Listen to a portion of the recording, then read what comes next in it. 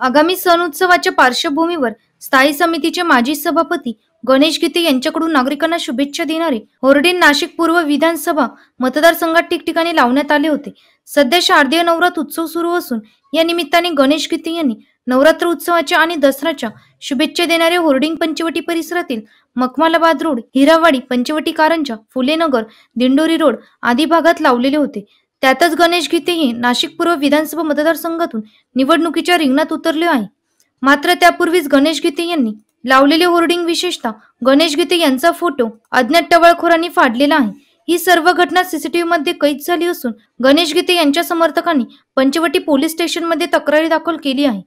सध्या निवडणुकीचे पडगम वाजू लागल्याने गणेश गीते हे नाशिक पूर्व विधानसभा मतदारसंघातून प्रबळ दावेदार म्हणून निवडणुकीच्या रिंगणात उतरले आहे.